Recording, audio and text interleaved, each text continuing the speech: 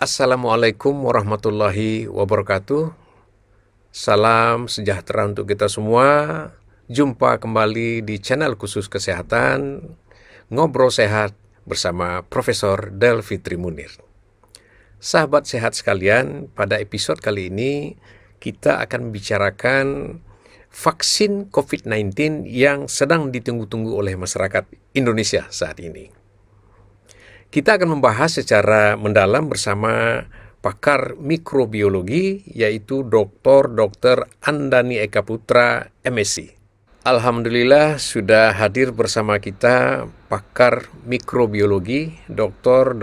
Andani Eka Putra. Assalamualaikum, Dr. Andani. Waalaikumsalam warahmatullahi wabarakatuh, Prof.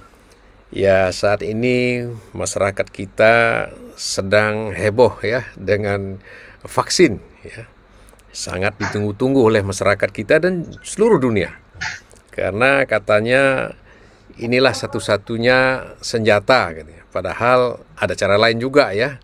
Tetapi ini yang mungkin belum ya kita pakai di Indonesia, yaitu vaksin untuk COVID-19.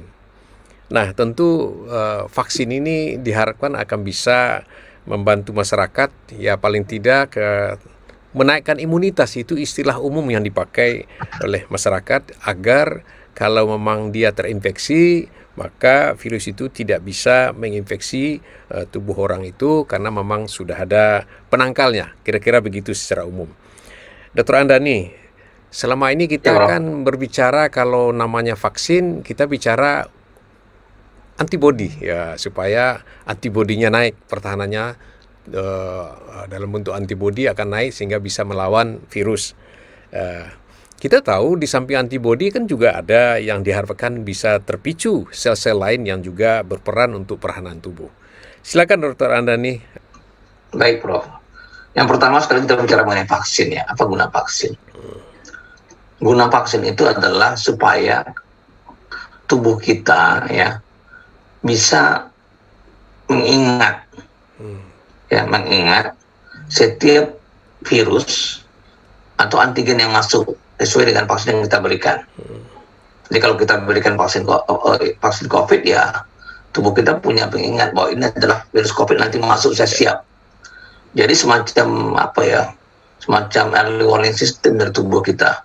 Kalau enggak, tubuh butuh waktu. Ya. Jadi kalau ada pengingat tadi, begitu virus tadi masuk, maka tubuh akan meresponnya langsung dan jumlahnya kuat dan potensinya kuat. Kalau tidak divaksin, tubuh akan meresponnya lambat. Seminggu dulu baru direspon. Nah, virusnya sudah berkembang duluan. Sehingga sistem imun tidak bagus lagi jalannya. Itu yang pertama ya. Jadi pertama tujuannya adalah supaya tubuh itu memiliki sistem untuk mengingat. Nah, vaksin itu ditujukan terhadap dua aspek. Kedua-duanya adalah aspek yang spesifik. Nah, aspek pertama adalah ke arah humoral namanya. Ya, kedua ke arah seluler. Tergantung kepada mekanisme apa yang terjadi pada virus itu dalam tubuh. Kalau virus itu ya, misalnya ya, kalau suatu patogen itu menghasilkan banyak toksin, ya misalnya kayak Clostridium, dia menghasilkan toksin, maka vaksin itu ditujukan terhadap toksinnya. Maka yang diharapkan yang paling bagus adalah respon humoralnya yang diharapkan, ya, untuk melakukan proses netralisasi dan sebagainya. Nah, itu yang diharapkan. Itu yang pertama ya. Humoral itu antibodi ya? Iya, humoral itu ujungnya adalah antibodi. Jadi sel kelompok humoral itu adalah sel B, hasilnya adalah antibodi, dia menghasilkan antibodi. Satu antibodi, satu jenis antigen. Nah, dalam satu virus ada banyak antigen. Apa antigen? Antigen seperti saya jelaskan sebelumnya adalah protein, ya. Protein yang dimiliki oleh virus atau patogen tadi. Nah, langsung hasilkan antibodi. Tapi antibodi nggak tahan lama-lama, dia tahan 4 bulan cuma. Ya, dia tahan 4 bulan. Oleh sebab itu, sel memorinya ya yang dikembangkan oleh teori klonal oleh McFarlane itu mengatakan bahwa sel memori itu bertahan lama dalam tubuh. Karena sel memori ini bertahan lama dalam tubuh, dia selalu bisa merespon. Begitu masuk patogen baru, maka dia akan berdiferensiasi, ya. Akhirnya dia menghasilkan antibodi yang berguna untuk menangkap, ya, untuk melakukan berbagai macam aktivitas. Tapi kalau virusnya terletak di luar sel, antibodi bagus sekali. Ya. Kalau patogennya itu terletak di dalam sel, Ya. tentu yang kita harapkan itu adalah respon daripada sel T. Ya. Ya. Nah, sel T yang diharapkan itu adalah sel T sitotoksik. Ya kan, ada dua sel T helper, sel T sitotoksik. Ya. Ya, ada banyak yang lain sih, tapi yang paling umum kita bicara dua aja. Ya. Sitotoksik dan helper.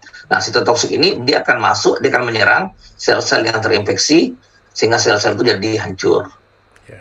Ya, dia akan merusak sel-sel tadi, mungkin lubang pada sel dan sebagainya, sehingga virus itu tidak bisa berkembang. Ingat, virus berkembang hanya di dalam sel, dia tidak bisa berkembang di luar sel.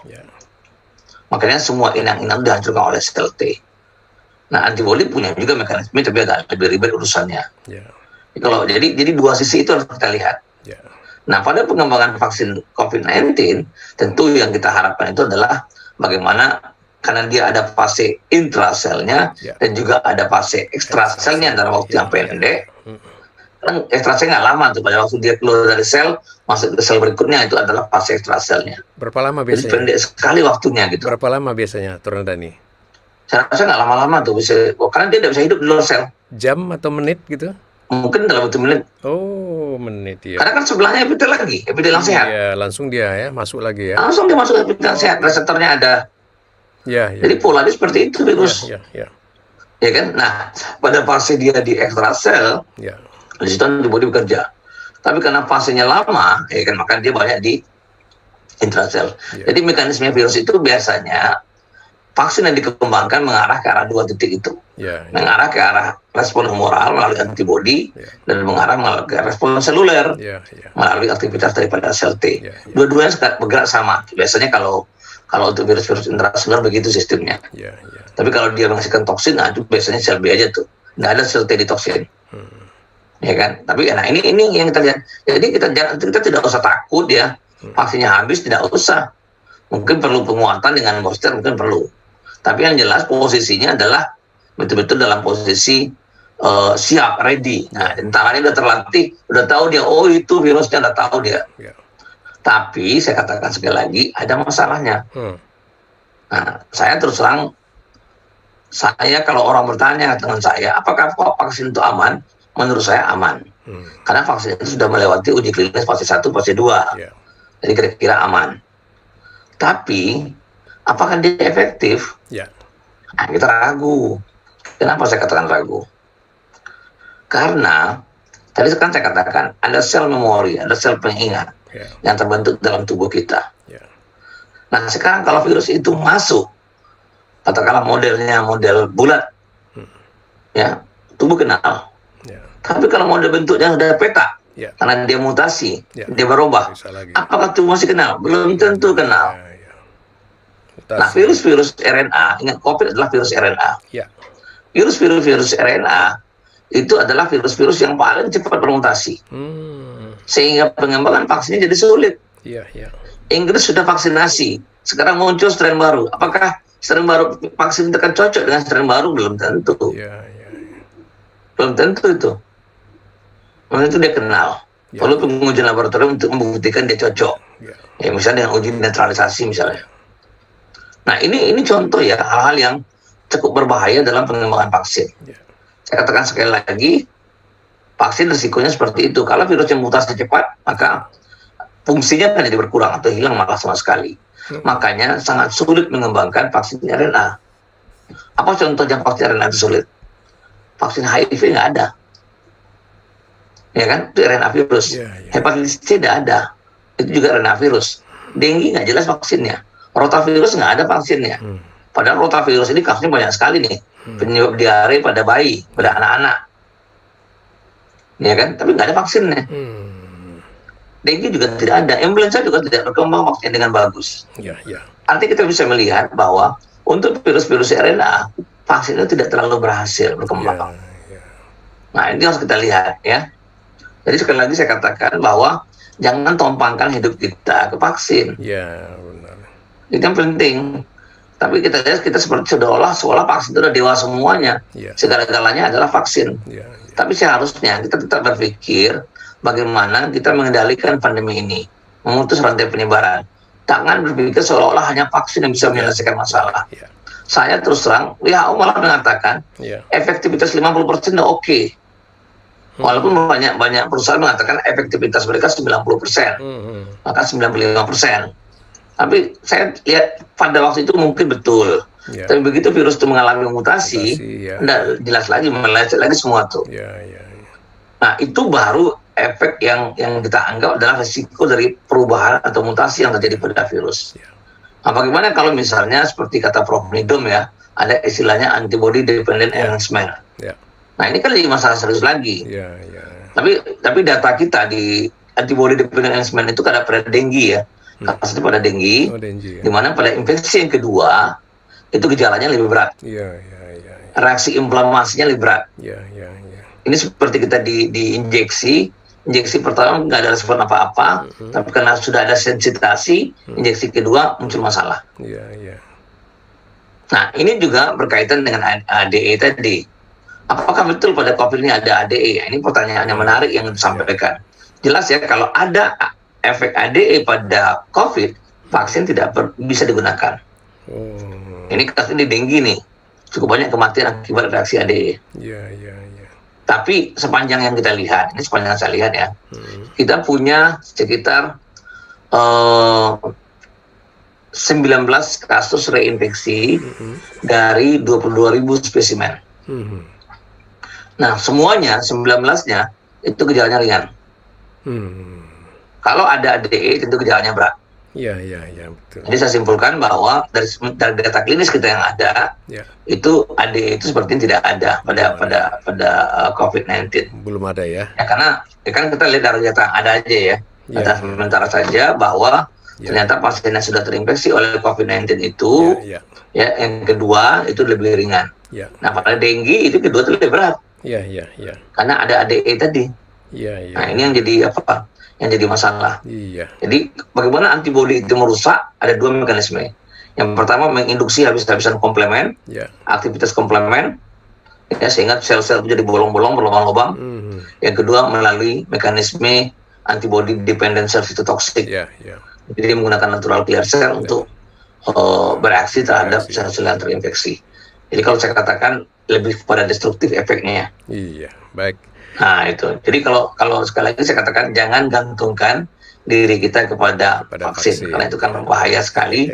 Lebih bagus kita berpikir bagaimana kita menangani pandemi ini dengan optimal.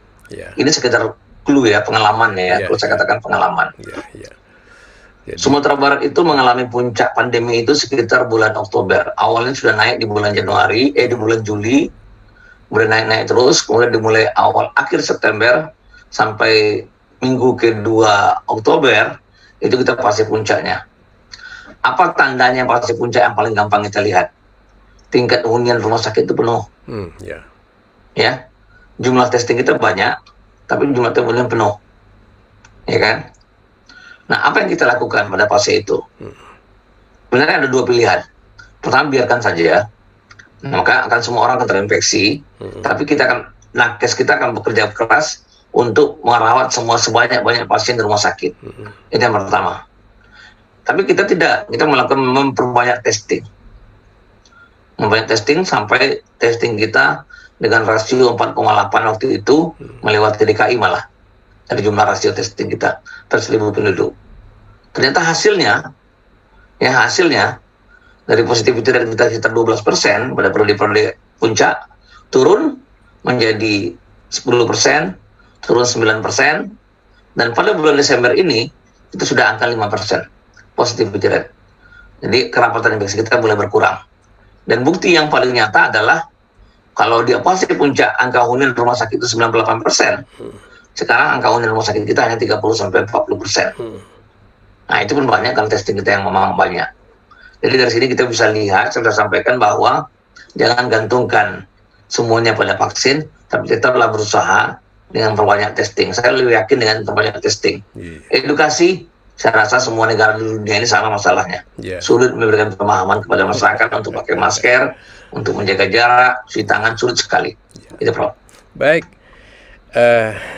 yang perlu saya catat di sini bahwa vaksin punya efek betul antibodi, tetapi ada satu lagi efek untuk memicu sel pengingat dan sel pembunuh, ya, cytotoxic cell. Memang antibodi itu memang beberapa bulan sudah hilang, tetapi sel cytotoxic ini bisa lama, bahkan bertahun-tahun. Sel memori itu berlama, Prof. Jadi ada sel memori terhadap T-sel, sel memori terhadap B-sel. Ya, ya, cukup lama ya bertahan. Tetapi kita tidak boleh menggantungkan, ya, seluruhnya kepada vaksin, karena vaksin ini bisa juga punya kelemahan kalau seandainya virus itu bermutasi, gitu. Sehingga dia tidak efektif lagi, berkuranglah efektifnya.